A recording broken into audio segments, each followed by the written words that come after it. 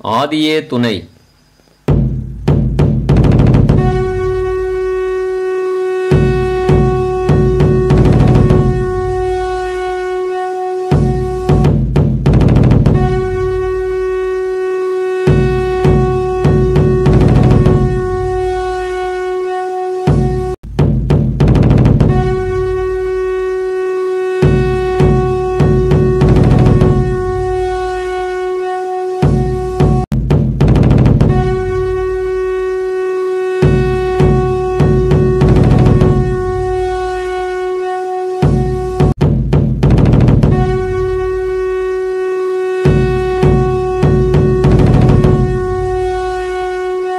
கால மக்களிடத்திலும் உள்ள சர்வ மூலமந்திர மிக மகான்மியராகிய யோவான் சாதனை அளவில்லா வெகு காலமே பூமியில் பழமையான புராதன பூர்வீகர் நிழல் போலும் பிரியாதனை ஆண்டயன் நிழல் போலும் பிரியாதனை ஆண்டயன் தலையிலன் குரு தாழ்வாளி வாழியே. தெய்வமே குருநாதா, மதுரை வேதம் ஓடும் பாடலின் சார்பாக நமது பாவூர்சுந்தரம் நகரில் நமது இல்லத்தில் மூன்றாவது ஞாயிற்று ஒவ்வொரு வாரம் மூன்றாவது ஞாயிற்றுக்கிழமை தோறும் நமது வீட்டில் சபை தொடங்க வேண்டும் என்று மதுரையில் சார்பாக முடிவெடுக்கப்பட்டு இன்று முதல் சபையாக நமது இல்லத்தில் நடைபெறுகின்றது. வந்திருந்த எல்லோரையும் நமஸ்காரம் சொல்லி வரவேற்கிறேன். நமது தெய்வம் அவர்களின் இந்த பகுதியில் மாண்பின் சரித்திரத்தில் குறிப்பிட்டதுபடி நமது ஊருக்கு பல முறை வந்திருக்கதாக அவர்கள் குறிப்பிட்டுள்ளார்கள். அதன்படி இந்த பகுதியில் கண்டிப்பாக அவர்கள் வித்தெடுத்திருப்பார்கள், அதில் நாம் ஒருவராக ஆகியிருப்போம் என்ற சந்தோஷம் எனக்கு பல முறை ஏற்படும்.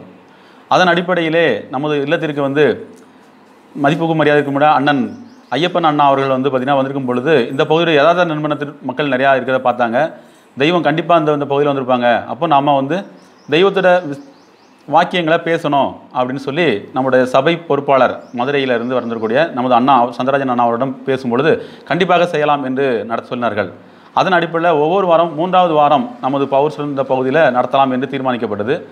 அதன் பகுதியாக நமது ஒவ்வொரு இடங்களை தேர்வு செய்து பார்க்கும்போது மணிமாரிமுத்து ஆசாரி அண்ணா என்குடன் பணியாற்றினார்கள். இப்பொழுது முதல்ல இங்கே ஸ்டார்ட் பண்ணுவோம், அடுத்து பெருக நம்ம வளர்த்துக்கொள்வோம் அப்படின்னு சொல்லிட்டு முதலாக இங்கே ஆரம்பிக்கப்பட்டுள்ளது. எனவே வந்திருக்கும் எல்லோரையும் வருக வருக என வரவேற்கிறேன். நமஸ்காரம். நமஸ்காரம். ஒரு வாக்கியம் படிச்சுட்டுமா?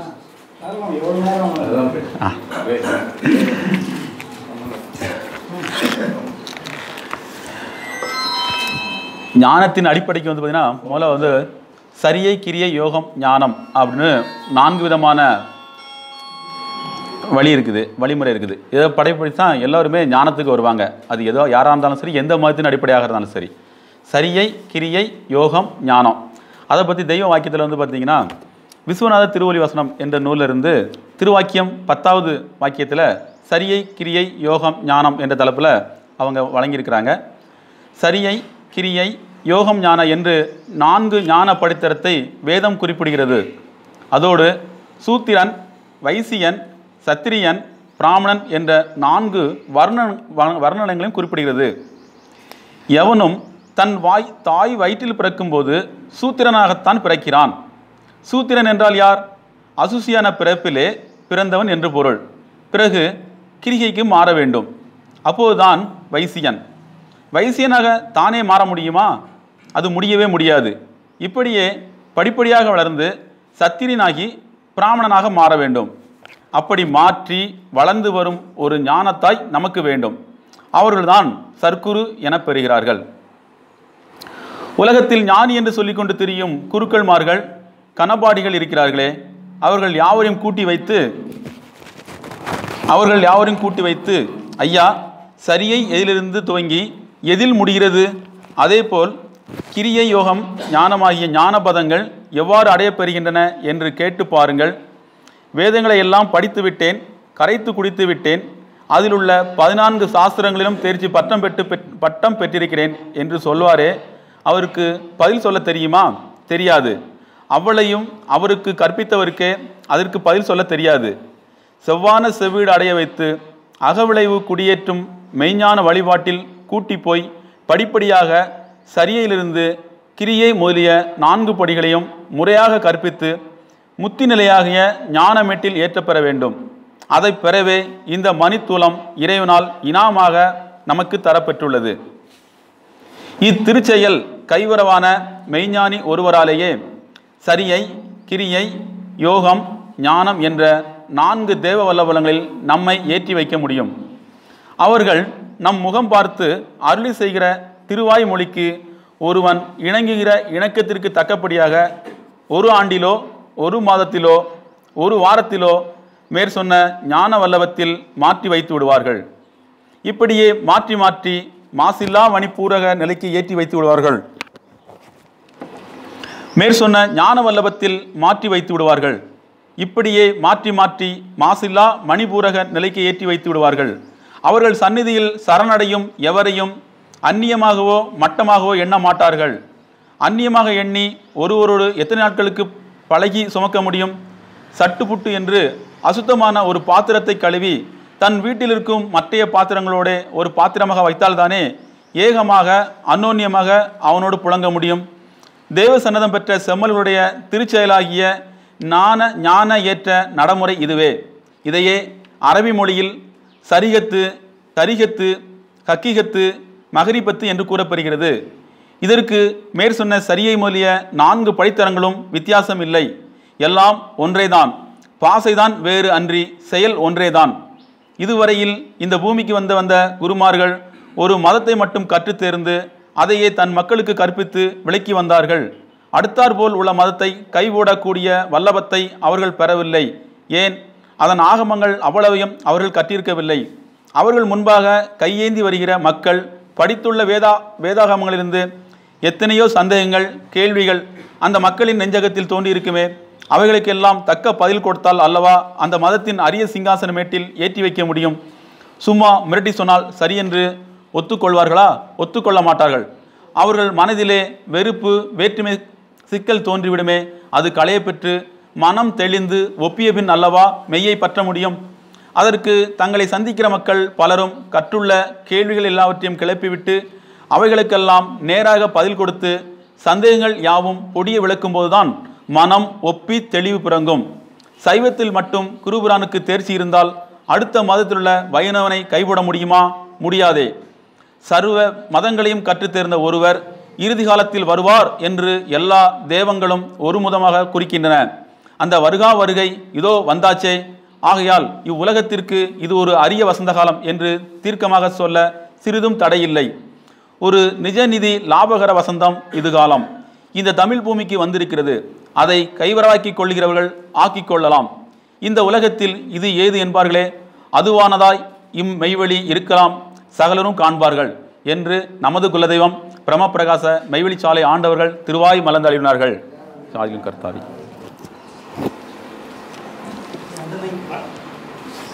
அடுத்ததாக சாலை மணிமாறி அவர்கள் ஆண்டவருடைய வாக்கியம் படித்து ஆற்றுவார்.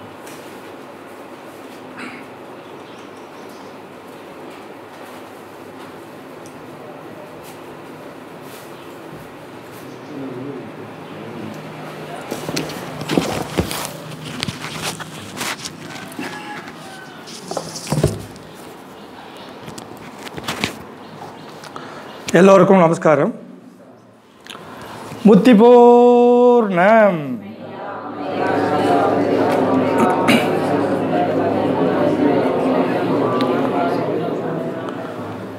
தேவாதிதேவா திருவையாரா திருவரங்க திரு கைலாசவாசா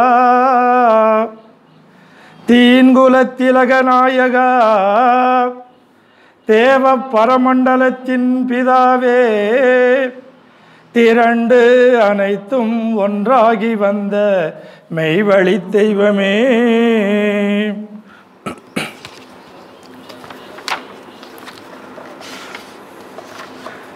ஆதிய துணை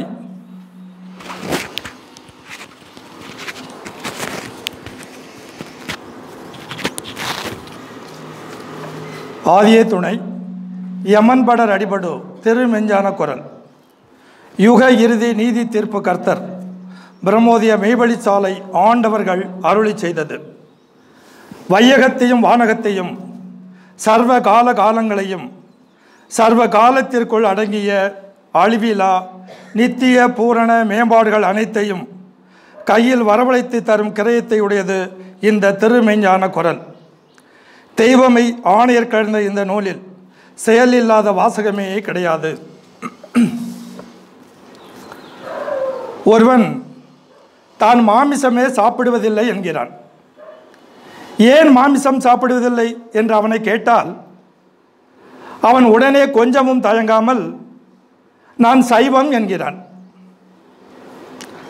மாமிசம் சாப்பிடாமைக்கும் சைவத்துக்கும் என்ன சம்பந்தம் என்று அவனை திருப்பி கொண்டு கேட்டால், என்ன அப்படி கேட்கிறீர்கள், மாமிசம் சாப்பிடாமல் இருப்பது தானே சைவம் என்கிறான். இந்த எண்ணமே ஏறக்குறைய எல்லார் மனதிலும் பரவி பதிந்து விட்டது. காய்கறி தின்றால்தான் சைவம் தன்னுடைய உடலில் தங்கும். ஆனால் ஆட்டுக்கறி கோழிக்கறி தன் நாவில் பட்டாலே சைவம் ஓடிவிடும் என்று நினைக்கிறானே, இவன் தேகத்தில் உள்ள கரியை விடவா இன்னொரு கறி மட்டமானது? இவன் கழித்து போட்டதைத்தான் ஆடு மாடு தின்கிறது. ஆனால் அவற்றின் சாணம் கையில் தொடுகிற அளவுக்கு சுத்தமாக இருக்கிறது. இவன் எல்லா நறுமணமும் பொருந்திய அறுசுவை ஆகாரத்தை உள்ளே தள்ளுகிறான். ஆனால் அது உள்ளே போனதும் அண்டளிக்க முடியாத கொடிய நாற்றமாக மாறிவிடுகிறது. இப்படி நல்லதையும் கெட்டதாக மாற்றுகிற இவன் உடலில் உள்ள மாமிசத்தையே சகித்து கொண்டு இருக்கக்கூடிய அந்த சைவம் மற்ற பிராணிகளின் மாமிசத்தை கண்டா ஓடிவிடும். இப்படி மண்டையை குடைகிற கேள்வியை கேட்போம் என்று அவன் எதிர்பார்த்திருப்பானா? பாவம், அவனுக்கு என்ன சொல்வதென்று புரியவில்லை. உடனே திருவள்ளுவ நாயனாரை சாட்சி கழிக்கிறான். கொல்லான் புலாலை மறுத்தானை கைகூப்பி எல்லா உயிரும் தொழும் என்ற பாட்டை எடுத்துக்கொள்கிறான். அந்த பாட்டிற்கு என்னையா அர்த்தம் என்று கேட்டால், அதுதான் மிருகங்களை கொல்லாதவனையும் அவற்றின் மாமிசத்தை உண்ணாதவனையும் எறும்பு முதல் யானை வரையுள்ள எல்லா ஜீவராசிகளும் கைகூப்பி தொழும் என்று ஒரே மூச்சில் சொல்லி முடித்து விடுகிறான். இப்படியே அர்த்தம் சொல்லித்தான் அவனுக்கு பழக்கம். அதையே இங்கு வந்து விட்டு ஓட்டுகிறான். ஆனால் இங்கே கிளம்புகிறது அவன் வியாக்கியானத்தை தவிடுபடியாக்குகின்ற அறிவுப்பானம். கொல்லான் என்றால் ஆடு மாடுகளை கொல்லாதவன் என்கிறானே, அப்போ ஆடு மாடுகளை கொல்லாமல் தன் உயிரை கொன்றால் பாதகம் இல்லையோ? இவன் ஒவ்வொரு வினாடியும் தன் வயதாகிய மூச்சை வெட்டி தள்ளுகிறானே, தன் உயிரை தானே பறித்தெறிந்து பாழாக்குகிறானே, இவனா கொல்லாதவன்? இந்த தற்கொலை பாதகத்தை தான் சைவம் என்கிறானா? இன்னொரு கூட்டத்தான் தன்னை ஜைனன் திகாம்பரன் என்று சொல்லிக் கொள்வான். பெண்டு பிள்ளைகள் பார்த்தால் காரி துப்புவார்களே என்று கூட நினையாமல் ஆடையின்றி திரிவான். கையிலே மயில் பீலி வைத்துக்கொண்டு பாதையில் கூட்டி தள்ளிக்கொண்டே போவான். என்னடா இது என்றால் அகிம்சை என்பான். அப்படி செய்யாவிட்டால் ஈ எறும்பு மிதிப்பட்டு செத்து போகுமாம்.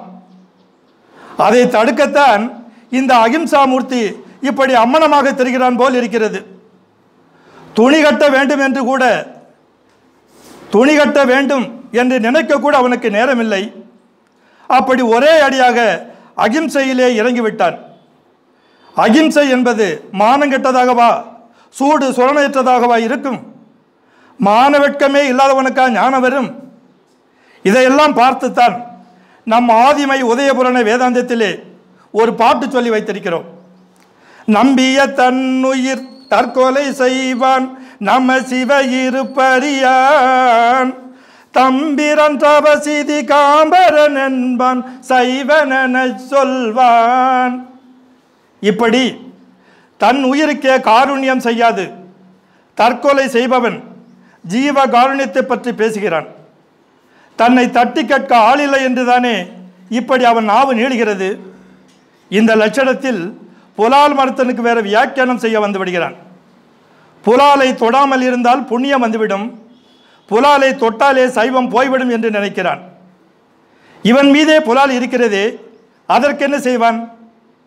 திருவள்ளுவ நாயனார் புலால் மறுத்தானை என்று திட்டமாகவும் நேராகவும் சொல்லி இருக்க, இவன் புலால் உண்ணாதவனை என்று கோணலாக மாற்றி அர்த்தம் சொல்கிறான். இந்த அர்த்தம்தான் சரியென்றால் அவர்கள் புலால் புசியானை என்றே பாடியிருப்பார்களே. இவனுடைய தூல தேகமாகிய புலால் இருக்கிறதே, அதன் மீது இவன் வைக்கிற இச்சைதான் இவனை கடைசியில் சாய்த்து நரகலாக்கி சாவு என்ற மீளா துன்பத்தில் கொண்டு போய் தள்ளுகிறது. அதனால்தான் மாமிச இச்சை மரணம் என்று வேதம் கூறுகிறது. இங்கே புலால் என்பது இவன் உடலாகிய மாமிசத்தையே குறிக்கும். அதை வளர்க்கத்தான் இவன் வெறி கொண்டு திரிகிறான். இவன் பாடெல்லாம் அதற்குத்தான். இவன் பருப்பும் நெய்யுமாக திடித்தால் தான் என்ன, கரியும் மீனுமாக வயிற்றில் கொட்டினால்தான் என்ன, இரண்டுமே ஊன உடலாசை வெறிதான். எந்த உணவை உண்டாலும் இந்த உடல் இச்சைகளும் அதன் சேட்டைகளும் ஓய்ந்து போகாது. இவனையே சாய்த்த பிறகுதான் அவை ஓயும். ஆகவேதான் இந்த உடலாகிய புலாலை வெறுக்க வேண்டும் என்று சொன்னால் போதாது என்று மறக்க வேண்டும் என்று அவர்கள் சொன்னார்கள். மறுத்தல் என்றால் அறவே வேண்டாம் என்று வெறுத்து விட்டு விடுவதல்ல. ஏனெனில் இந்த அழிதேகத்தை விட்டால் இவனுக்கு வேறு கதி இல்லை. இவனால் அது முடியவும் முடியாது. புலால் இல்லாத ஒரு தேகத்தை, தன்னுள்ளேயே இருக்கும் அந்த மகா பரிசுத்த சைவ தேகத்தை பெற்றபின் அல்லவா இந்த புலால் தேகத்தை இவனால் மறுக்க முடியும். புலால் இல்லாத அந்த பேரின்ப தேகத்தை இவன் அறிந்தானா? இல்லை. அதை அறிந்த பிறகல்லவா இவன் புலால் மறுத்தலை பற்றி பேச வேண்டும். தன் மூட படிப்பாலே, தன் குட்டை அறிவாலே அந்த மதிவான் வல்லாரின் மறைமொழியை இவன் எட்டி அளந்து பார்க்கிற லட்சணம் இது. பாவம், கடைசியில் இப்படி அவமானம் உரை நேர்கிறது. எல்லா உயிரும் கைகூப்பி தொழும் என்பதற்கு இவன் பண்ணுகிற அர்த்தத்தை பார்க்கும்போது இவனுடைய படிப்பு நிச்சயமாக மூடப்படிப்பே தான் என்று அது முத்திரை போட்டு விடுகிறது. மாமிசம் சாப்பிடாதவனை ஆடு மாடு கோழி முதலிய அக்ரிணை கூட்டங்கள் கைகூப்பி தொழும் என்பதுதான் அவன் பண்ணும் அர்த்தம். இது எங்கேயாவது நடக்குமா? ஏனெனில் அவைகளுக்கு தொழுகின்ற அறிவும் இல்லை, தொழுவதற்குரிய கையும் இல்லை. அப்படி இருக்க அவை எப்படி ஐயா தொழும்? அதிலும் புலால் உண்ணாதவரைத்தான் தொழ வேண்டும் என்றும் இன்னார்தான் புலால் உண்ணாதவர் என்றும் அவற்றிற்கு எந்த காலத்தில் தெரிய போகிறது?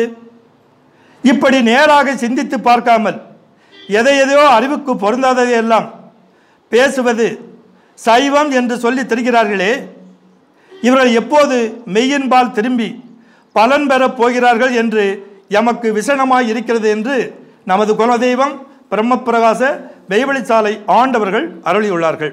திருவாக்கியம் தொடரும்.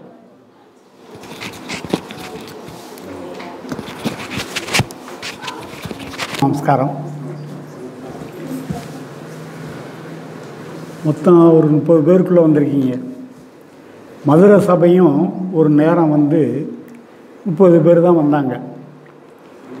ஆனால் இப்போ இருக்கக்கூடியது 300 பேர், வரக்கூடியது 150லேருந்து 180 பேர். ரொம்ப மகிழ்ச்சியாக இருக்குது. இது மென்மேலும் பெருகிறதுக்காகத்தான் எல்லோரும் சாலையிலேருந்து மதுரையிலேருந்து எல்லோரும் வந்திருக்கோம். உங்களுக்கு ஒரு கதை சொல்லலான்னு இருக்கேன். என்ன அப்படின்னா, இந்த டிவியில் திருஞான சம்பந்தன் சொல்லி ஒரு பேராசிரியர் பேசுவார். ஒவ்வொரு நாளும் ஒரு கதை சொல்லுவார். அந்த கதை ஆன்மீக கதையாக இருக்கும். ஒரு நாள் ஒரு கதை சொன்னார். மதுரைக்கு பக்கத்தில் திருக்கோஷ்டியூர்னு ஒரு ஊர் இருக்குது. முந்தி ஆசிரமங்கள்லாம் நிறையா இருக்கும். அதில் ஒரு குரு பெருமான் இருப்பார். அந்த குரு பெருமான் தீட்சை உபதேசங்கள் எல்லாம் செய்வாங்கன்ட்டு அவற்றை போய் நிறைய பேர் அடியார்களாக இருப்பாங்க. அடியார்களாக இருக்கக்கூடிய நேரத்தில் ஒருத்தர் ராமகிருஷ்ணர் அப்படிங்கிறவர் அவற்றை போய் சீடராக சேர்றதுக்காக போகிறார்.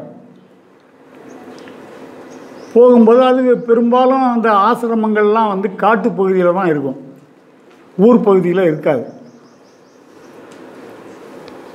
அந்த காட்டு பகுதியில் இவர் போய்கிட்டு இருக்கும்போது எதிர்த்தாப்புல ஒரு ஆள் வர்றான். எங்கேயா போகிறான்னு சொல்லி கேட்குறான். இந்த மாதிரி இவர்கிட்ட சீடராக சேர்ந்து நான் உபதேசம் தீட்சையெல்லாம் வாங்க போகிறேன். போயா, நானே 4 வருஷமாக இருக்கேன், எனக்கு ஒன்றுமே கொடுக்கல, நீ போய் புதுசாக வாங்க போறியாகும். அதில் 2 கவனிக்கணும். ஒன்று கொடுக்கலைங்கிறது வேற, இந்த ஆளுக்கு தெரியுமா தெரியாதாங்கிற மாதிரி கேலியாக பேசுகிறாப்புல. பரவாயில்ல நான் போகிறேன் அப்படின்ட்டு அங்கே போய் அந்த குருவை பார்க்குறாப்புல. நம்பூதிரிகள்னு அவர் பேர். அவர்கிட்ட போய் நான் உங்கள்கிட்ட சீடராக சேர்ந்துக்கிறேன். அப்படியா, சரி சேர்ந்துக்கோ. சேர்ந்துக்கிறாரு. அப்போ சீடராக சேர்ந்தா என்ன அப்படின்னா, அவருடைய துணிமணி துவைச்சி போடுறது முதல் கொண்டு, அவருக்கு ஆகாரம் எல்லாம் ஏற்பாடு முதல் கொண்டு எல்லாமே அவர் கொடுக்கணும், ரெடி பண்ணி கொடுக்கணும். அதுதான் வேலை. ரொம்ப காலமாக செஞ்சுக்கிட்டே இருக்கார். காலங்கள் ஓடிடுது, 12 வருஷம் ஆகிடுது. ஆனால் இன்னும் அவர் கொடுக்கலைன்ன உடனே இவருக்கே வெறுத்து போகுது. குரு சொல்கிற வேலையை எதுவுமே கேட்கறது இல்லை. அவர் ஒன்று சொன்னார்னா வேறு வேலை என்னமோ செய்வார். இங்கே வா, இங்கே வாங்க அப்படின்னு சொல்லி ஏன் நான் சொல்கிற வேலையெல்லாம் நீ கேட்க மாட்டேங்கிற? இல்லை குருவே, நான் வீட்டை விட்டு வந்து எத்தனையோ வருஷம் ஆச்சு, ஆனால் ஒன்றுமே நீங்கள் எனக்கு தரலை. அப்படியா, நீ என்கிட்ட கேட்டியா நான் தர்றதுக்கு அப்படின்னோடனே, இல்லை கேட்கலை. கேட்காம இப்படி கொடுக்கறது அப்படின்னோடனே, சரி இப்போ எனக்கு உபதேசம் தீட்சையெல்லாம் கொடுங்க அப்படின்னு சொல்லி சொல்கிறாரு. சரி, ஆனால் 3 கண்டிஷன். ஒன்று, ஒரு 10 நாளைக்கு என்னமோ ஆகாரம் சாப்பிடக்கூடாது. சரின்னு சொல்லி ஆகாரம் சாப்பிடாமல் இருக்கார். 10 நாள் ஆச்சு அப்படின்னு போய் கேட்குறாரு. இன்னும் கொஞ்சம் நாளைக்கு நீர் கூட அருந்தக்கூடாது அப்படிங்கிறாரு. சரி, ஆனால் உடம்புல எலும்பு தோலுமா ஆகிடுறாரு. அடுத்த கண்டிஷன் என்ன அப்படின்னா, உனக்கு எல்லாம் தர்றேன், ஆனால் நீ இதை யாருக்கும் சொல்லக்கூடாது, சத்தியம் பண்ணி கொடுங்கிறாரு. சரின்னு சத்தியம் பண்ணி கொடுக்குறாரு. அவருக்கு எல்லா உபதேசங்கள் தீட்சைகள் எல்லாமே கொடுத்துட்றாங்க. அந்த குரு பெருமான் கொடுத்துட்றாரு. வாங்கிக்கிட்ட உடனே, நான் குடும்பத்தை விட்டு வந்து எத்தனையோ ஆண்டு காலம் ஆகுது, நான் குடும்பத்தை பார்த்துட்டு வர்றதுக்கு அனுமதி கொடுக்கணும் அப்படின்னு கேட்குறாரு. சரி போயிட்டு வா அப்படின்னோடனே சரின்னு சொல்லிட்டு வர்றாரு. வரும்போது திருக்கோஷ்டியூர் வந்து ஒரு கோயில் இருக்குது, அது ஊருக்கு நடுவில் இருக்குது. இரவு நேரம் ஆகிடுது.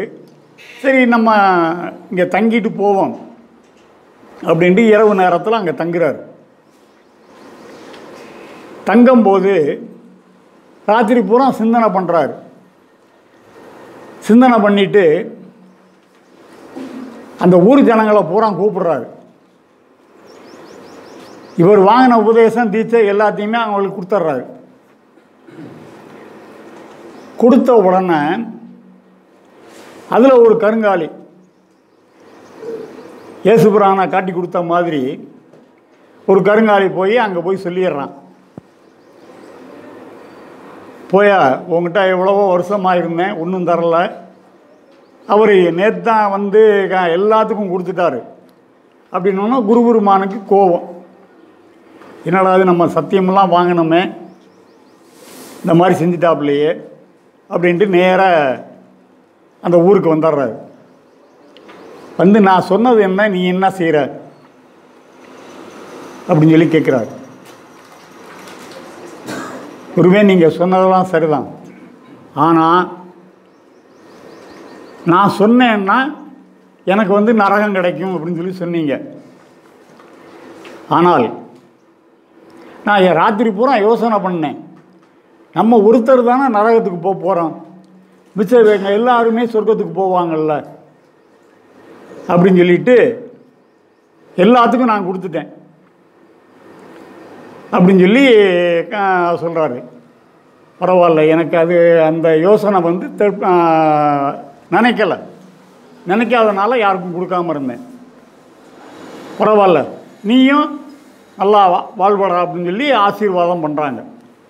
இந்த கதையை வந்து அவர் சொன்னார். சொன்னவனை கேட்டு பேசாமல் விட்டுட்டேன். ஆனால் கொஞ்ச நாள் கழித்து அவரை அந்த பேராசிரியரை சந்திக்கக்கூடிய ஒரு நாள் வந்துச்சு. அவர் வீட்டுக்கு போயிருந்தேன். போயிருக்கும்போது இந்த கதையை சொல்லி, இந்த கதை சொன்னீங்க ஞாபகம் இருக்கான்னு கேட்டேன். நல்லா ஞாபகம் இருக்குது. அந்த இதில் இன்னமும் நீங்கள் சொன்னீங்களே உபதேசம் தீட்சையெல்லாம் அவர் கொடுத்தாரு அப்படின்னு சொல்லி, இப்போ அதெல்லாம் எங்கெங்கே கொடுக்குறாங்க அப்படின்னு ஒரு கேள்வி போட்டேன். கேள்வி போடும்போது என்னடா அது என்னமோ வேறு வித்தியாசமாக என்னமோ ஒரு கேள்வியில் கேட்குறான் அப்படின்னு சொல்லிட்டு சொல்லிட்டார். பதில் கிளியராக சொல்லிட்டார். அது வர வர தேஞ்சி மறந்து மறைந்தே போய்விட்டது, இப்போ கிடையாதுங்கிற மாதிரி. ஆனால் அவர்கிட்ட சொன்னேன், இந்த மாதிரி ஒரு இடம் இருக்குது, அங்கே வந்து எல்லாமே கிடைக்குது. கிடைக்கிறதுனால என்ன பலன் அப்படின்னா மரணமில்லா பெருவாழ்வு கிடைக்குது. மரணம் வந்து அங்கே இருக்கிறவங்களுக்கு கிடைக்கவே கிடையாது அப்படின்னு சொல்லி நிறையா பேசினேன். அதுக்குள்ளே வேறு அவரை தேடி ஆள்கள்லாம் வந்தாங்க. அதனால் பேச்சு வேறு மாதிரி போயிடுச்சு. அது அதோடு போயிடுச்சு. ஆனால் நம்ம தெய்வம் எத்தனையோ ஆண்டு காலமாக பாட்டையா பின்னால் போனாங்க, எவ்வளவோ கஷ்டத்தை அனுபவித்தாங்க. ஆனால் நீ இன்னும் கஷ்டத்தை அனுபவிக்க வேண்டாம்டா, நீ எல்லா சுகத்தையும் அனுபவிச்சுக்கோ, கல்யாணம் பண்ணிக்கோ, மனைவியை கூட்டிகிட்டு வா, பிள்ளை பத்துக்கோ, 10ஓட 11 வச்சுக்கோ அப்படின்னாங்க. 10 ஓட 11 வச்சுக்கோன்னாங்க. 10 ஓடிக்கிறணும், 11 மட்டும்தான் வச்சுக்கோடான்னாங்க. ஆனால் எல்லா சுகத்தையும் நம்ம அனுபவிச்சுக்கிறோம், எல்லா இதுவும் நம்மளுக்கு கிடைக்குது, ஏகப்பற சொத்து பூராவுமே கிடைக்குது. அந்த இது உபதேசங்கள் தீட்சைகள் இதெல்லாம் வந்து தெய்வம் வந்து இப்போ நம்மளுக்குன்னா நாங்கள்லாம் சேர்ந்தவங்க, சேராதவங்க நிறையா பேர் இருக்கீங்க, தெய்வத்தை பார்க்காதவங்க நிறைய பேர் இருக்கீங்க. அவங்களுக்கெல்லாம் அந்த உபதேசம் தீட்சை அதெல்லாம் கிடைக்குமா கிடைக்காதா அப்படிங்கிற ஒரு எண்ணத்தில் நிறைய பேர் இருக்கலாம். கிடைக்கும், கிடைக்காம போகாது. நாங்கள் பேசக்கூடிய பேச்சில் எல்லாமே உபதேசம்னா எல்லாமே தீட்சை தான். ஒரு நாள் வந்து ஞாயிற்றுக்கிழமை காலையில் சிவகாசியிலேருந்து மருமையன் ஒருத்தர் ஃபோன் பண்ணுறார். மாமா, ஒரு நன்மனத்தினர் அடக்கம் ஆகிட்டாங்க. அவர் தெய்வத்தை பார்த்ததில்லை. அவர் பேர் சின்னப்ப ரெட்டி. ஃபோன் பண்ணுறாரு. சரி, சாலைக்கு வர்றப்பறா? ஆமாம். நல்லா அடக்கம் ஆகிருக்காங்களா? நல்லா அடக்கம் ஆகிருக்காங்க. சரி, அவங்களுக்கு இடம் தரேன், மதுரையில் தான் கொண்டாந்து மண் மறைவு செய்யணும். தரேன்னு சொல்லி முடிச்சாச்சு. ஆனால் கொஞ்ச நேரத்தில் மறுபடியும் கூப்பிட்றாரு. என்ன அப்படின்னா, அவங்க பிள்ளைகள்லாம் ஃபாரினில் இருக்காங்க. இது ஞாயிற்றுக்கிழமை காலையில் 4 மணிக்கு நடக்குது. திங்கட்கிழமை நைட்டு தான் அவங்க வர்றாங்க. அப்போ செவ்வாய்க்கிழமை காலையில் தான் மண்மறைவு. அது வரைக்கும் என்ன மாமா செய்யன்னு கேட்டாப்புல. ஒரு அறியாமை தான். ஒன்று ஃப்ரீஸில் வைக்கலாமா, இல்லை என்ன செய்ய, அதெல்லாம் வைக்கக்கூடாது. அது சிவகாசியில் சாட்சியாபுரம் சொல்லி ஒரு இப்போ இந்த ஊர் இருக்கிற மாதிரி ஒரு ஒதுக்குப்புறமான ஒரு ஊர். வைக்கக்கூடாது. உட்காந்து படிங்க. ராத்திரியும் பகலும் உட்காந்து பாடல்கள் படிச்சுக்கிட்டே இருக்காங்க. அந்த ஊரில் போகிறவன் வரவெல்லாம் பார்க்குறானுங்க. என்னடா இது, செத்தா ஒன்று அழுவாங்க, இல்லை இந்த மாதிரி சொல்லி கொண்டு போய் அடக்கம் பண்ணுவாங்க, எரிப்பாங்க. இவங்க என்னன்னா உட்காந்து படிச்சுக்கிட்டு இருக்கானுங்க.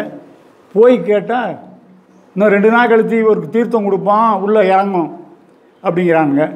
அதை பார்க்கணும் அப்படின்ட்டு எத்தனை பேர் வந்திருந்தாங்கன்னா 2 பஸ்ஸு, 5-6 வேனு, ஏகப்பட்ட கூட்டம் மதுரையில். என்னன்னா இந்த ஆளுக்கு இவ்வளவு சொந்தக்காரங்களா அப்படின்னு ஆச்சரியம். ஆனால் அவரை அப்படியே கொண்டு வர்றாங்க. தூங்கின மனைக்கு படுத்திருக்காரு. அவர் ஒன்றுமே கிடையாது. தூங்கின மனைக்கு சந்தோஷமாக படுத்திருக்காரு. கொண்டாந்து இறக்கி வைக்கிறாங்க. வச்சா அவங்களுக்கு தீர்த்தம் நான் தான் கொடுக்குறேன். உள்ளே இறங்குது. 60 மணி நேரம் கழித்து ஒருத்தர் தெய்வத்தை பார்க்கல, அவங்களுடைய வேத நூல்களை தான் படித்தார், அவ்வளவு இதாக இருந்தார். அவருக்கு அந்த மரணமில்லா பெருவாழ்வு கிடைக்கிது அப்படின்னு சொல்லி சொன்னால் காரணம் என்ன? இதே இதில் 10 இதெல்லாம் இருக்காங்க. பெரியப்பா சொன்னாங்க, மரணமில்லா பெருவாழ்வு தர்றேன்னு சொல்லி சொன்னாங்க. ஆனால் தெய்வம் அதை நித்தியத்தில் இருந்து நம்மளுக்கு எல்லாம் வாரி வழங்கிக்கிட்டு இருக்காங்க. கையேந்தினவங்களுக்கெல்லாம் கிடைக்குது. ஒருத்தர் கேட்குறாரு, மூலமந்திரம் மட்டும் சொன்னால் போதுமா அப்படின்னு கேட்குறாரு. மூலமந்திரம் எப்படி சொல்லணும்? தெய்வம் சொல்கிறாங்க, வாயில் ஒட்ட வச்சுக்கோங்கிறாங்க. இந்த எழுதியாச்சு இந்த பேப்பரில். ஒட்ட வச்சுக்கலாமா? முடியாது. கண்டிப்பாக நம்மளுடைய செயல் பூராவுமே வாயிலிருந்து வரக்கூடிய வார்த்தைகள் ஒவ்வொன்றும் ஒட்ட வைக்கிறது தான். ஒரு செயல் செய்கிறோமா, மூலமந்திரம் சொல்லிட்டு செய்கிறோம். அதாவது உள்ளன்போடு சொல்கிறது, உள்ளன்பு இல்லாமல் சொல்கிறது வேற. அதுக்கு ஒரு சின்ன உதாரணம். நாங்கள் 2 பேரும் பேசிக்கிட்டு இருப்போம். யாராவது ஒரு ஆள் வருவார், நான் வர்றான் பாரு, மோசமானவன் அப்படின்ட்டு வைவேன். ஆனால் பக்கத்தில் வந்தவொடனே வாங்கினாச்சின்னு முதல்ல நான் தான் கும்பிடுவேன். அது மாதிரி இருக்கக்கூடாது. இங்கேருந்து வரணும். எது வரணும்? மூலமந்திரம். அந்த மூலமந்திரத்தை உச்சரிக்கும் போது தெய்வத்தை உணர்ந்து சொல்கிறதே ஒரு தியானம்தான். ஆனால் இப்போ உலகத்தில் தியானம் பண்ணுறோங்கிறாங்க. தியானம் எப்படி பண்ண முடியும்? தியானம் பண்ண முடியாது. தியானம் பண்ணுறதுக்குன்னு போய் உட்காந்துட்டோம் அப்படின்னா பின்னால் தோட்டம் போட்டிருப்போம். அதில் குரங்கு நேற்று இன்னைக்கு வருமா வராதாங்கிற எண்ணம் தான் போகும். இதெல்லாம் செய்ய முடியாதுங்கிறதுக்கு தான் தெய்வம் மூலமந்திரத்தை 16 தடவை சொல்லு.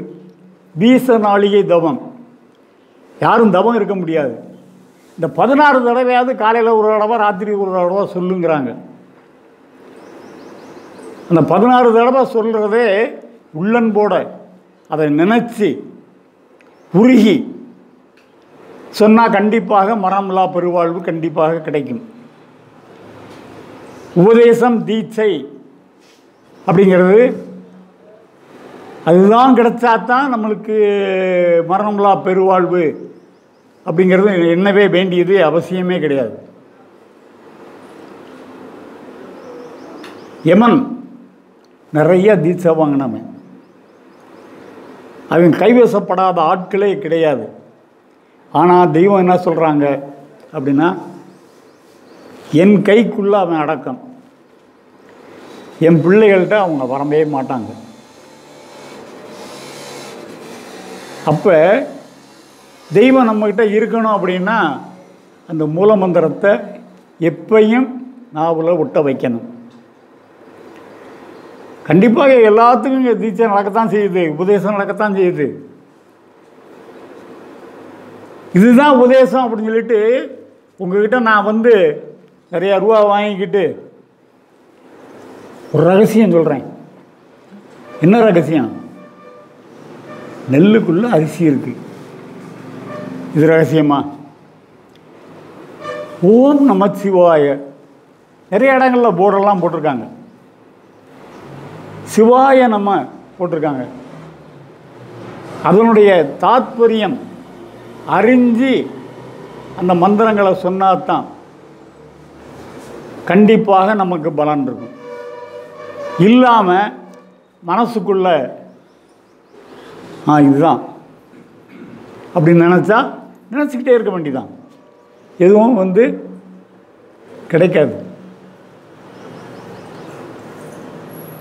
இந்த ஊரில் ஒரு ஃபேமஸ் இனிப்பு நல்லாயிருக்கும் அப்படிங்கிறாங்க. போய் சுவைச்சு பார்த்தா தானே தெரியும். ஆமாம், இந்த ஊரில் போனால் இனிப்பு நல்லாயிருக்கும் அப்படின்னு வாயில் சொல்லிட்டு போனால் நம்மளுக்கு அந்த இனிப்பு கிடைக்குமா? கிடைக்காது. அதனால் இங்கே மெய்வெளி சாலையை பொறுத்த வரையில் மரணமில்லா பெருவாழ்வு உபதேசம் பெற்றாலும் சரி பெறாட்டாலும் சரி எல்லாத்துக்கும் கிடைக்கும். கையேந்தினவங்களுக்கு பூரா பேருக்கும் கிடைக்கும். அந்த பலனை எல்லாரும் அனுபவிக்கணுங்கிறதுக்காகத்தான் எல்லாரும் முத்தி பேரை ஆற்றுறதுக்கு வந்திருக்கோம். அந்த முத்தி பேரையை கேட்டுட்டு நீங்கள் பலன் அடையணுங்கிறதுக்கு நீங்கள் எங்களுக்கு எந்த இதுவும் தர வேண்டியதே இல்லை. மிச்ச இடங்களில்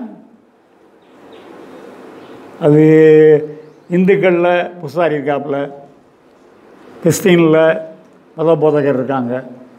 அவங்களுடைய குறிக்கோள் பெரும்பாலும் 195%